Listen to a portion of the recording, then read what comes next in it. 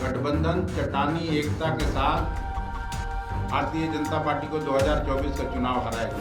समाधान यात्रा है, उसके बाद मंत्रिमंडल का विस्तार होगा तो कांग्रेस कोटे से भी मंत्री बनेंगे। हम लोग का दो बनता है, दो बनेंगे। जी आए हैं जो महाराष्ट्र विधानसभा में पहले काम कर चुके हैं, यूथ कांग्रेस के लंबे समय तक वहाँ प्रेसिडेंट रहे और राष्ट्रीय प्रवक्ता हैं कांग्रेस पार्टी के, ये संबोधित करेंगे। उसके पहले मेरा दूसरे चरण का जो यात्रा है वो समाप्त हुआ है। मैं कांग्रेस पार्टी के सभी साथियों को हृदय से धन्यवाद देना चाहता हूं। दूसरे चरण की यात्रा की शुरुआत खगड़िया से हुआ, नहीं आ रहा है। दूसरे चरण की यात्रा की शुरुआत खगड़िया जिले से प्रारंभ हुआ, फिर हम लोग बेगूसराय आए। बेगूसराय के बाद हम लोग समस्तीपुर आए। समस्तीपुर से दरभंगा होते हुए मधुबनी की यात्रा समाप्त करते हुए सीतामढ़ी में पुपरी तक की यात्रा हम लोगों ने समाप्त की। और ओवरऑल अगर मंदार पर्वत से जहाँ से हम लोग चले थे 5 जनवरी को, तो अब तक लगभग 350 किलोमीटर की यात्रा समाप्त कर चुके हैं और लगभग 35-40% जो टोटल यात्रा है 1250 किलोमीटर का, वो हम लोग पूरा कर चुके हैं। रास्ते भर माँ बहनों ने टीका लगाकर अपना आशीर्वाद दिया। राहुल जी को सफल होने के लिए सब दुआएं दी और हर जगह गांव में किसान हो, मजदूर हो, नौजवान हो, छात्र हो, सब लोगों का अपार समर्थन मिला। और आपके माध्यम से मैं सबों के प्रति कृतज्ञता ज्ञापित करता हूं, धन्यवाद देना चाहता हूं। विशेष तौर से सेवा दल के साथियों को, यूथ कांग्रेस के साथियों को, NSUI के साथियों को और महिला कांग्रेस के साथियों को। ये सब लोगों ने मिलजुल कर, और खास करके जो 250 जो परमानेंट यात्री चल रहे हैं, उन लोगों को भी मैं हृदय से धन्यवाद देना चाहता हूं। मुझे लगता है कि 2 चरण में और ये यात्रा, अभी तो यात्रा अवकाश में चला गया 26 जनवरी के कारण, और 27 तारीख को एक जिसके ये में सप्रा जी आज यहाँ आए हैं, हाथ से हाथ जोड़ो यात्रा की एक मीटिंग है 2000 लोगों की, जिसमें सभी स्टेट डेलीगेट, और पहली बार स्टेट डेलीगेट से हम लोग काम लेने जा रहे हैं।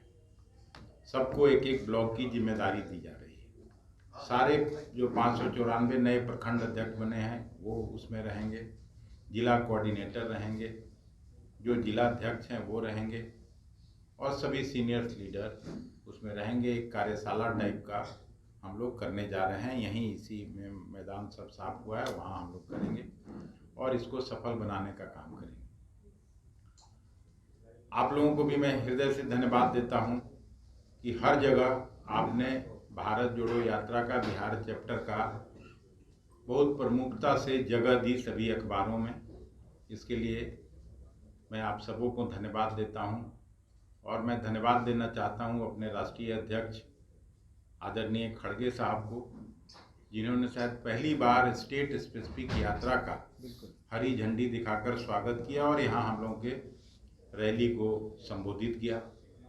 अब मैं चरणजीत सिंह सप्रा जी को फोन देता हूं, जिसके लिए मेन आज का प्रेस कॉन्फ्रेंस है, ये आपको संबोधित करेंगे। तो मंत्रिमंडल का विस्तार हो गया क्या? उन्होंने खुद ही कहा था कि जो मेरी यात्रा है, उनका जो समाधान यात्रा है, उसके बाद मंत्रिमंडल का विस्तार होगा तो कांग्रेस कोटे से भी मंत्री बनेंगे। इसमें कहाँ कोई दो राय है। उन्होंने खुद भी मधुबनी में कहा है आप लोगों को।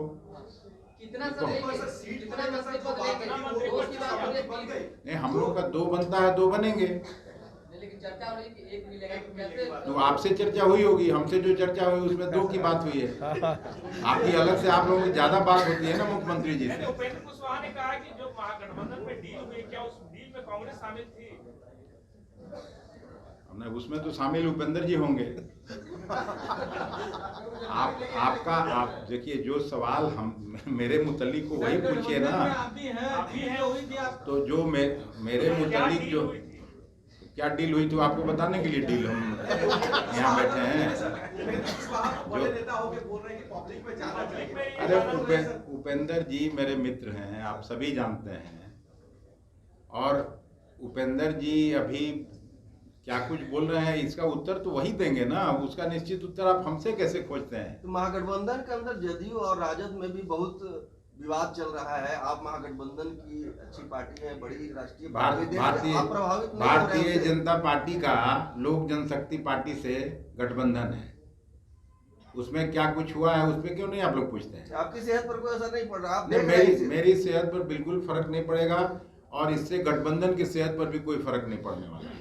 गठबंधन चट्टानी एकता के साथ भारतीय जनता पार्टी को 2024 का चुनाव हराएगी, इतना आप साफ वो तो सर जदयू और राजद के बीच के बयानों से भी दिख रहा है। दोनों तरफ से जिस तरह के बयान आ रहे हैं, तो कांग्रेस में कोई असर नहीं। ये कोई नई बात नहीं है। समाजवादी लोग लड़ते भिड़ते रहते हैं, अपना काम करते हैं। लोकतंत्र जिंदा है। आपको चट्टानी एकता में उपेंद्र कुशवाहा जी लगता है कि कहीं ना कहीं तूफान बन के टकरा रहे हैं? मुझे याद है, उपेंद्र जी नरेंद्र मोदी जी के पहले मंत्रिमंडल के सहयोगी थे, मंत्री थे। एक बार जब उन्होंने छोड़ा था पार्टी, वही खाली बयान आप एक बार देख लीजिए और याद कर लीजिए कि वो फिर वापस जा सकते हैं क्या?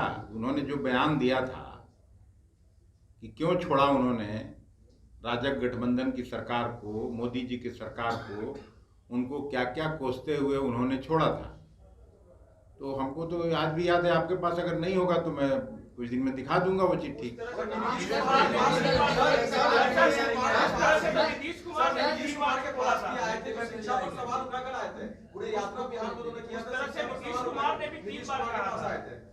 जब केंद्रीय मंत्री थे तो वो शिक्षा पर सवाल उठाए थे।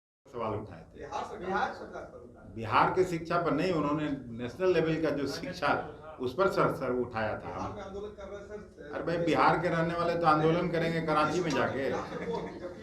अरे बिहार में जन्मे पले बढ़े हैं। अरे बेकार का उपेंद्र जी को मुख्य अतिथि बनाए हुए हैं आप लोग। उपेंद्र जी कहीं नहीं जाने वाले हैं, मैं आपको उपेंद्र कुशवाहा जाते हैं तो महागठबंधन के सेहत पर कोई असर पड़ेगा? उपेंद्र कुशवाहा महागठबंधन से अलग होते तो महागठबंधन में कुछ असर पड़ेगा? मतलब हेतु मत भूत का सवाल क्यों कर रहे हैं? कहीं जा ही नहीं रहे हैं। मुख्यमंत्री जी बोल दिए कि जहाँ जिनको जाना है जाए। मुख्यमंत्री जी कह रहे हैं जिसको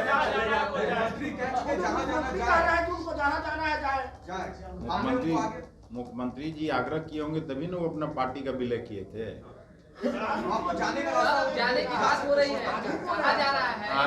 आज उपेंद्र जी पर ही ये था कि प्रेस कॉन्फ्रेंस क्या। बोलो। आप लोग मेरे बारे में थोड़ा बहुत जानते होंगे। हम जब कह रहे हैं तो नहीं जा रहे हैं। उनको विश्वास नहीं। आपने कहा कि भाजपा धर्म की राजनीति करती है, धर्म पे बोलती है बात। तो यहाँ पे आपसी के महागठबंधन के एक नेता है जिन्होंने रामचरितमानस को लेकर एक विवादित बयान दिया था। तो ऐसे में तो आप लोग के भी जो सहायक दल के हैं लोग, वो भी तो यही बात कर रहे हैं। इस पर क्या कहना है आपका? देखिए, मैंने ये नहीं कहा कि धर्म की राजनीति करती है। मैंने कहा कि धार्मिक विवाद उत्पन्न करते हैं, धार्मिक उन्माद उत्पन्न करते हैं। और ये जो विषय जो आप बोल रहे हैं रामचरितमानस का, ये उस पार्टी के नेता उसको डील कर रहे हैं, उसको हैंडल कर रहे हैं। अध्यक्ष जी, एक सवाल है। आरसीपी सिंह ने कहा